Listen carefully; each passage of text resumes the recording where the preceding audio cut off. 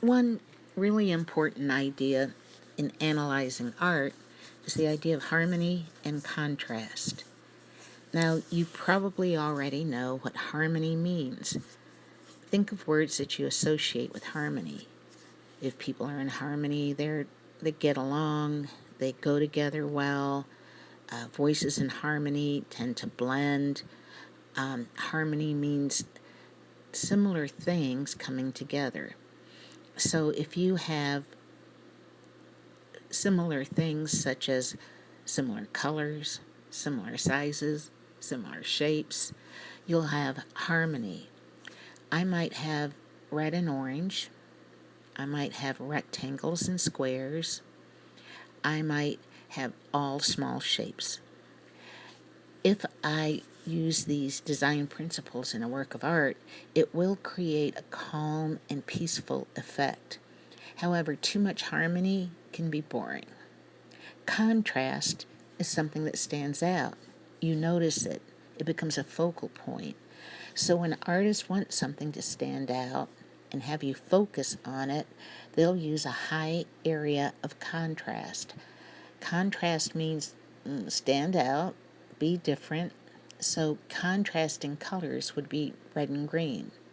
Contrasting shapes, well, you could say squares and rectangles, but perhaps a rectangle and triangle contrast more than a square and a rectangle.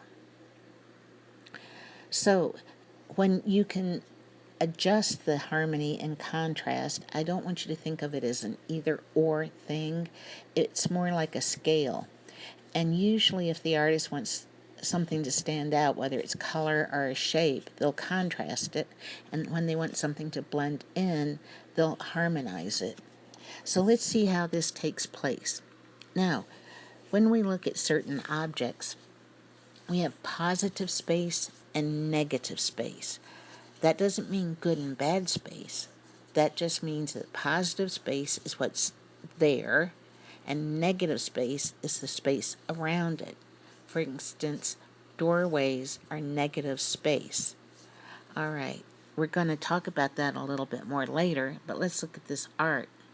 When you look at the White House, you'll see that it's very symmetrical. This means that there's a balance in it. You see key shapes of a rectangle repeated over and over. A key shape is like alliteration in English class. Little Lola likes lemon lime lollipops. In this case, we have a series of strong rectangles that become key shapes because they're repeated over and over. You'll also see that the positive space and the negative space are equal. If you measure the distance between the windows and the distance of the windows, or you take a window measurement and you compare it to the banisters, you'll find that these are even, symmetrical, very harmonious design elements. So what this tells us is that the White House is a very calm, peaceful, harmonious place. You'll see a triangle above the largest columns, which create a hierarchical scale, which is when something's larger than something else. And I see a triangle at the top. Triangles suggest spirituality. With the flag there, it means one nation under God. A real interesting person is the next person, Jacob Lawrence. Jacob Lawrence is a well-known African-American artist. The Virginia Museum has some great work of his. This is a great study in harmony and contrast. He calls it going home because these are people on a train and he wants to give the feeling of going home, not just the ride on the train. So if you look in that negative space or the background, you'll see that there's blue, green, blue, green, blue, green, blue, green. Then you'll see rectangle, rectangle, rectangle, rectangle, rectangle. If you look at the chairs, they're light and dark and light and dark and light and dark and green and green. So everything that is the train is high harmony. It repeats over and over. The rectangles repeat, the colors repeat. Lawrence did this to create a rhythm. when I start saying blue, green, rectangle, rectangle, rectangle, rectangle, you get the idea of a train lumbering across its tracks. And what Jacob Lawrence wanted you to do was kind of walk through the train with him. So on the left-hand side, you'll see a focal point of a little girl. She's a focal point because she contrasts with everything else. The little girl is smaller than the people she's near. She's the only one wearing bright white. She has a bright red bow on her back. And so Jacob Lawrence catches our attention with that little girl. He also will finish the composition in a similar way if you look at the right-hand side. And you'll see that the little girl's legs are all akimbo. They look like the first little girl's bow. And then you'll notice that the first little girl is white and red, and the last little girl is red and white. So Lawrence creates two focal points to begin and end our journey. Well, patterns stand out in contrast. And I notice that after I see the little girl, my eyes go down to the pattern of the blue jeans, the blue stripes, and then up to the pattern on the guy's jacket that's black and white, and then up to the guy who is reaching for his suitcase. And then my eyes brought sharply down by a guy in yellow that really stands out, or contrast to make another focal point. My eye goes from that yellow to maybe the people lying down or resting who are also yellow, or maybe to the person in red that seems like another bright note to catch my eye. My eye will then go up to the next thing that stands out the most, and that is the contrast of the zigzag on the hat box on the rails at the top. So the woman in red and the zigzag at the top create a compositional pathway. You'll notice it goes through the big white bag that the guy is holding between the woman and the zigzag. Your eye finally goes down to the checkered cap on the guy who is slumped over, and then over to the little girl's legs. So let me recap this with you. You start at the little girl on the left, go to the blue stripes, up the patterned shirt, up to get the suitcase, down where the yellow guy is, over to the other yellow guy, hit the lady in red, swoop up through that white bag of garbage, whatever it is, up to the zigzag, slide down to the checkered cap, and out to the little girl's legs. The reason I'm asking you to do this is that your eyes just created a compositional pathway from focal point to focal point. So when you kind of connected the dots like that, that's called a compositional pathway. Jacob Lawrence made an intentional compositional pathway here where he made your eyes go up and down and up and down and up and down, because that's the way you walk on a train. So by having your eyes bounce around, he gives you the feeling that you're bouncing on the train. Marc Chagall did the birthday kiss that we looked at, and he really creates dreamy scenes. When you look at this, there's the key shape of a circle or a key shape of an eye. The words I and the village are a play on small town where everybody sees you. Everybody has their eye on you. If you look at the implied lines made by the edges of color, for instance, the main circle in the middle of the picture plane, you'll notice that everything that is in this piece, you can outline and find an implied line to an eye. This is done with contrasting the hues. For instance, the contrast of light against dark, bright against dull. So Chagall uses key shapes to harmonize the piece, but contrasting colors, uses key shapes of the circle to harmonize a piece, and then uses contrast in colors to add interest. I think you know the next piece, American Gothic. It's a study in high harmony. We have circle after circle and pitchfork after pitchfork. Now, I think you might be able to see the long, droopy oval circles, the lady's face, her brooch, the little circles on her apron, his face, the kind of glasses he's got on.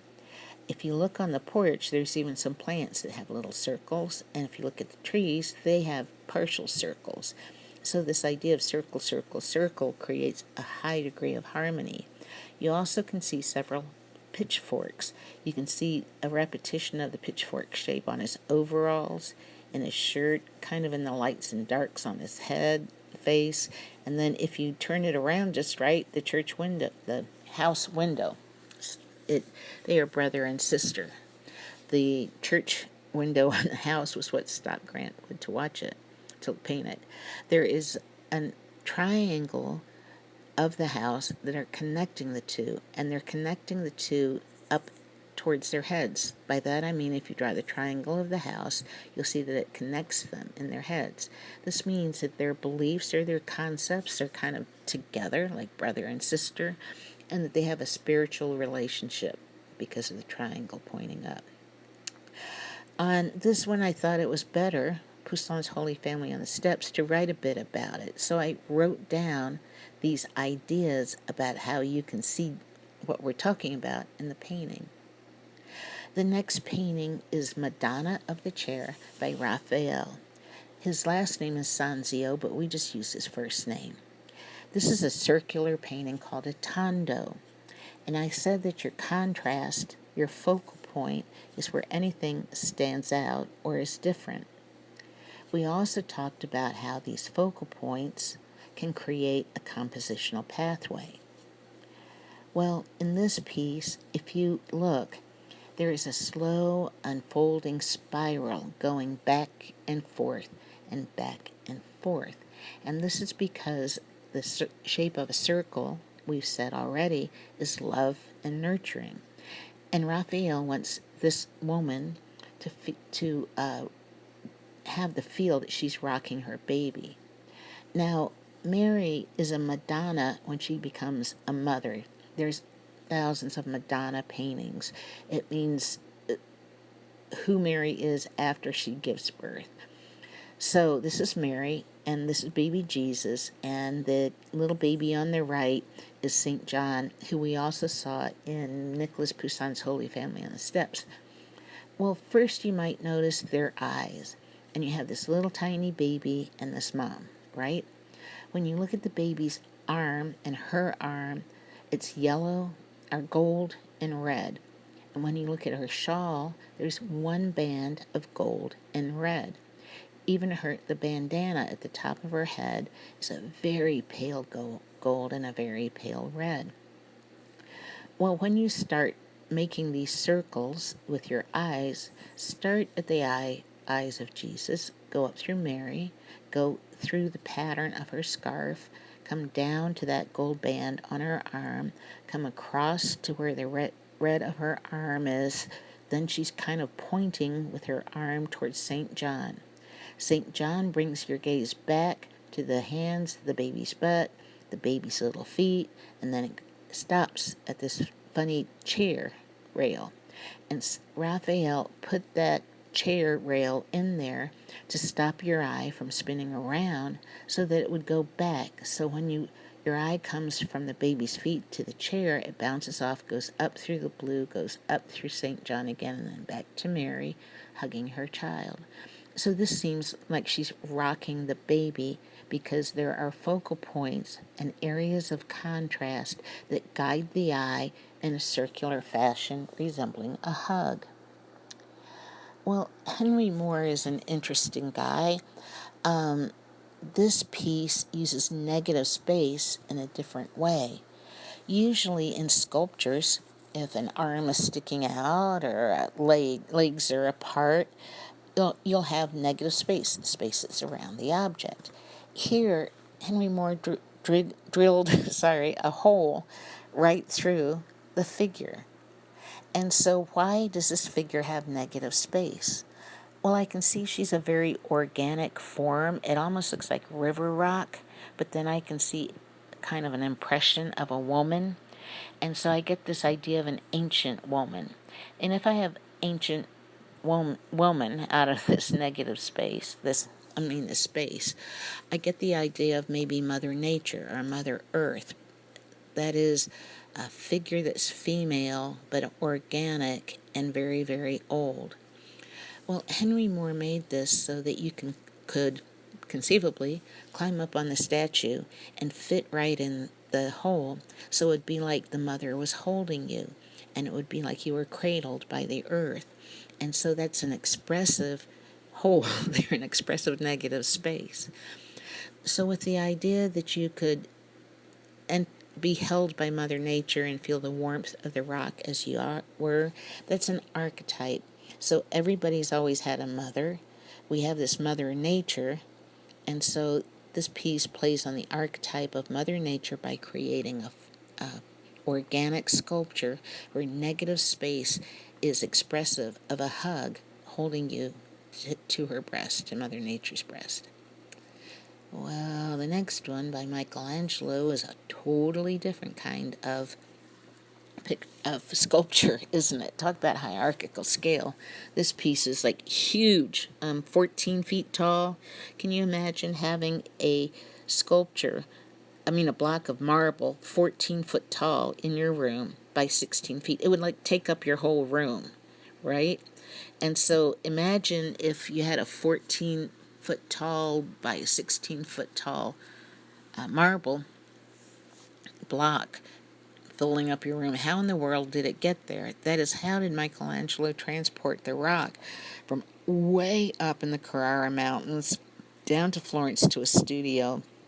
There weren't any roads, and there weren't any, wasn't any power equipment, and Michelangelo would go and select his own stone.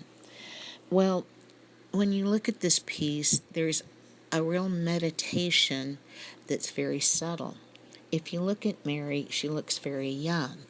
Mary was like 13 when she gave birth to Christ.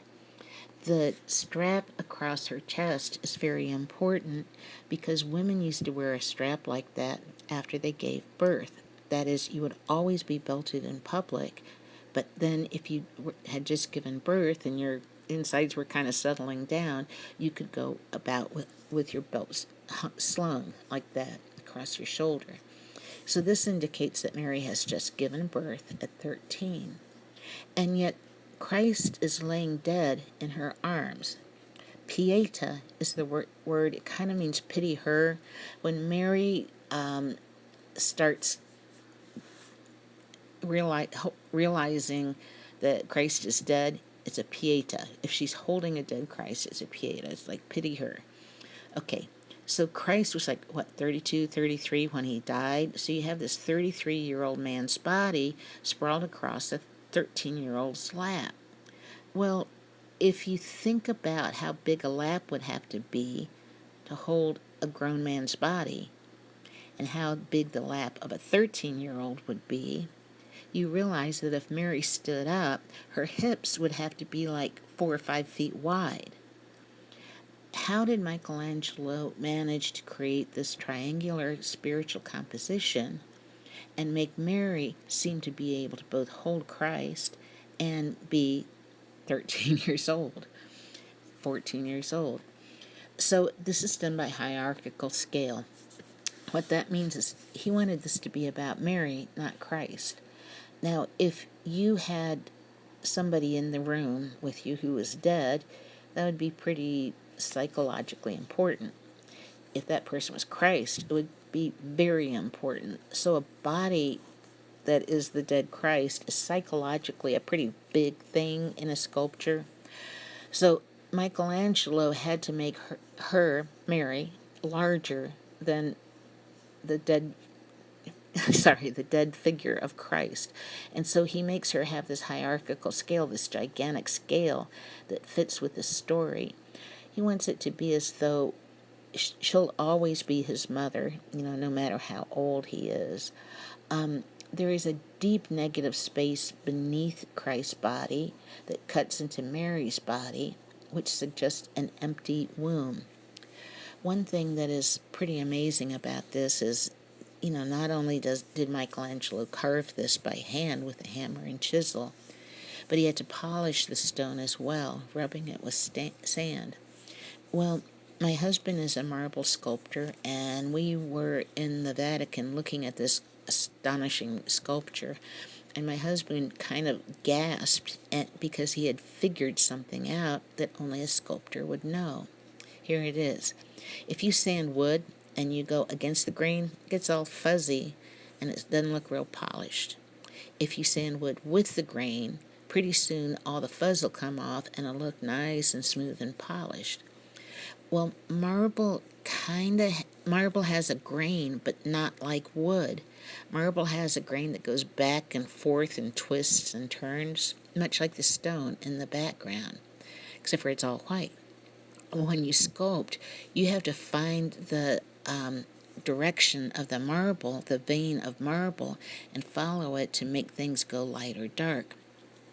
So, what Michelangelo did was this: Mary's face is always down, and it should be dark, but Michelangelo positioned Christ's chest to go with the grain of the marble, and it bounces light off of his chest onto her face, so that whatever light hits Christ at his heart line will bounce off and illuminate Mary's face. And he did that intentionally by working with and against the grain. Only a sculptor would know that. All right, I'm going to end here and put a completely different little audio tape for the very last one, Guernica by Picasso. So, hope you enjoyed it.